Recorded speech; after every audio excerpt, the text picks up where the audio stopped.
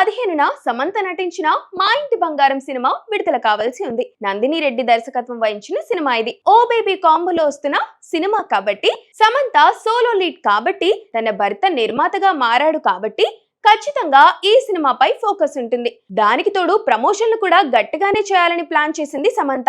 అయితే సడన్ గా ఎందుకో బంగారం మెరవడం మానేసింది. 15న రిలీజ్ పెట్టుకొని ఇంకా ఎలాంటి హడావిడి చేయడం లేదు. ఈ నేపథ్యంలో మా ఇంటి బంగారం సినిమా వాయిదా పడుతుందన్న వార్తలు గట్టిగా వినిపించడం మొదలుపెట్టాయి. అందుకే ప్రమోషన్లు కూడా చేయడం లేదని తెలుస్తుంది. టాక్సిక్ జూన్ 4న రావాల్సి ఉంది, అయితే వాయిదా పడింది. దాంతో మా ఇంటి బంగారం జూన్ 4వ తేదీని టార్గెట్ చేసేసింది. అయితే ఇప్పుడు ఆ డేట్ పెద్ద బ్లాక్ చేసింది. సో సమంతకు ఛాన్స్ లేనట్టే.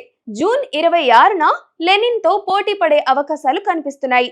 అఖిల్ తో సమంత సినిమా పోటీ పడటం కొంతవరకు మార్కెట్ పరంగా ఆసక్తి రేకెత్తిస్తుంది. కానీ అది ఏమాత్రం సేఫ్ కాదు. సమంతకు సోలో రిలీజ్ డేట్ కావాలి. అందుకోసం సినిమాని నిర్వధికంగా వాయిదా వేసే ఛాన్స్ ఉంది. అందుకే టీం కూడా రిలీజ్ డేట్ పై స్పందించడం లేదు.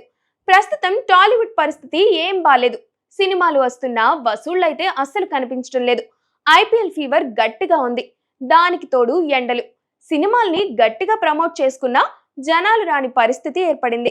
అందుకే ఐపీఎల్ హడావిడి అయ్యాకే సమంత సినిమాని విడుదల చేసే ఛాన్స్ ఉంది.